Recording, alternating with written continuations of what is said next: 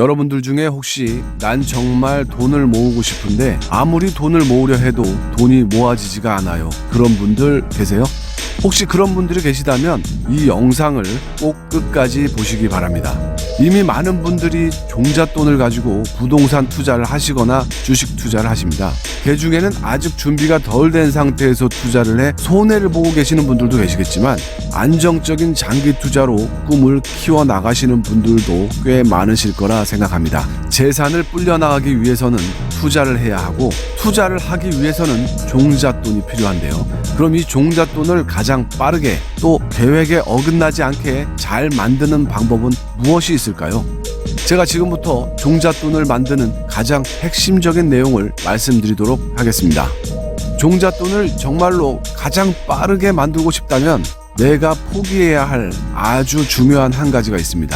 그것은 바로 주변 사람들과의 원만한 대인관계입니다. 그 작업을 신속하고 순조롭게 성사시키기 위해서는 스스로 외로운 길을 선택하셔야 합니다. 선택의 여지가 없습니다.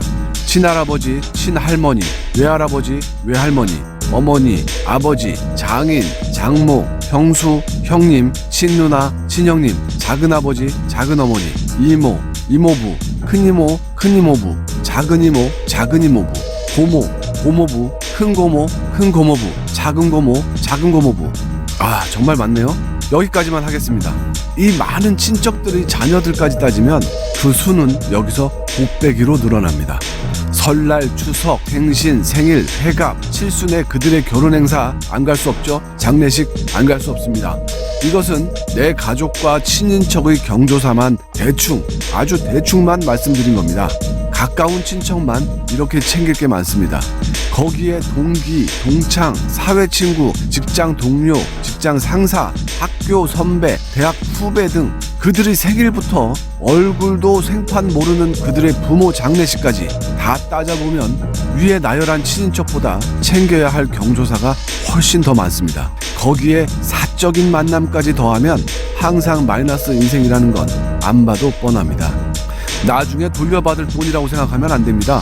나갈 땐 내 통장에서 나가지만 그 돈이 고스란히 다시 내 통장으로 들어오는 게 아닙니다. 금수저는 저 많은 걸 다 챙겨도 별 데미지가 없습니다. 하지만 우리 같은 흙수저는 사람 놀이 한다고 봉투 들고 여기저기 쫓아다니다 보면 등골이 힙니다. 거기에 각종 보험금에 사교육비까지 따지면 지출은 눈덩이처럼 불어납니다. 그것이 바로 서민이 아무리 열심히 살아도 이 지긋지긋한 가난의 굴레에서 벗어날 수 없는 가장 큰 원인입니다.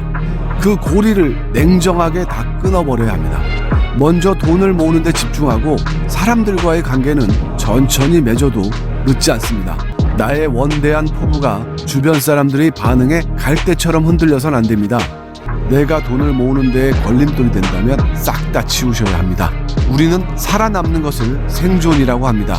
생존을 하기 위한 최소한의 돈 외에 모두 저축하셔야 합니다. 여기서 흔들리지 않고 나의 멘탈을 잘 부여잡고 끝까지 가기 위해서는 마인드 컨트롤이 굉장히 중요합니다. 조금 극단적이긴 하지만 나 자신을 애초에 거지였다고 생각해 보십시오. 나는 원래 가진 게 하나 없고 오갈 데 없는 빈털터리 거지였지만 이제는 두 다리 뻗고 잘 수 있는 공간이 생겼고 늘 배고팠지만 이제는 잘 챙겨 먹게 되었고 힘들고 고되지만 돈도 벌 수 있는 직업이 생겼고 종잣돈 또한 차곡차곡 모아가고 있으니 이 얼마나 눈물나게 감사한 일인가. 나는 원래 거지였는데 잃을 것이 무엇이며 두려울 게 무엇이랴. 흙수저인 내가 다른 사람들과 똑같은 삶을 산다면 세월이 흘러도 나의 인생은 지금과 별반 달라질 게 없습니다. 누군가 그러더군요. 그렇게 적은 돈으로 아둥바둥 돈만 모을 생각하지 말고 차라리 돈을 더 많이 벌어서 풍족하게 쓸 궁리를 해라. 참 설득력 있는 말입니다. 하지만 유명한 경제 용어 중에 톱니 효과라는 게 있는데요. 한번 늘어난 소비는 습관이라는 톱니에 맞물려 주머니 사정이 어려워져도 그 늘어난 소비를 다시 줄이기는 힘들다는 겁니다. 장기판의 졸과 병처럼 소비도 한번 앞으로 전진하면 다시 뒤로 돌아올 수 없는 운명이라는 겁니다. 작은 돈을 아끼는 습관이 길들여져 있지 않다면 큰 돈은 콸콸콸 새어나갈 가능성이 아주 높습니다. 여러분, 마중물이 뭔지 아시나요? 재래식 펌프에서 지하수를 끌어올리기 위해서는 펌프 입구에 일정량의 물을 퍼부어줘야 합니다. 그리고 열심히 펌프질을 하다 보면 내가 부었던 물보다 수십 배, 수백 배의 물이 쏟아져 나옵니다.